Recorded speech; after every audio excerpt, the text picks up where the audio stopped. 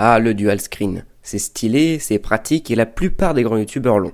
Vous aimeriez bien faire le vôtre, cependant vous ne possédez qu'une carte graphique avec une seule prise HDMI pour deux écrans avec l'un uniquement une prise VGA et l'autre uniquement une prise HDMI. Il vous semble donc impossible de faire le plus beau setup de la planète sauf en achetant un adaptateur, mais aujourd'hui je vais vous démontrer le contraire.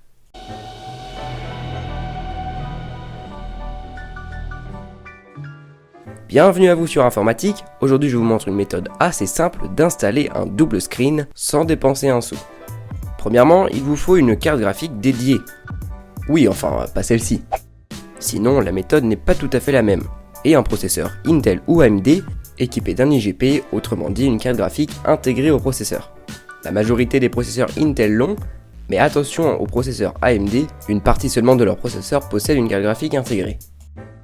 Tout d'abord, démarrez votre ordinateur et rendez-vous dans le BIOS de la carte mère avec la touche Del ou supprimer en français, ou F11 ou F12 selon les constructeurs de cartes mère. Ensuite, dans les paramètres avancés, allez dans l'onglet IGP, passez l'option sur Enable ou Activer en français.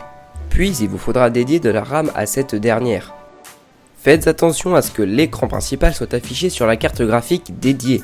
Appliquez les modifications et attendez le redémarrage de l'ordinateur. Une fois redémarré, il vous suffira de brancher le deuxième écran à la prise VGA ou HDMI de la carte mère. Connectez-vous et appuyez sur les touches Windows plus P simultanément. Cliquez sur Étendre. Ensuite, allez dans les paramètres d'affichage de l'ordinateur, en cliquant droit sur le bureau, paramètres d'affichage. Ensuite, réglez les écrans à la bonne hauteur en fonction de leur position réelle. Dernière étape du tutoriel, il vous suffit de descendre au niveau de la description et de cliquer sur s'abonner si ce n'est pas déjà fait à ma chaîne YouTube.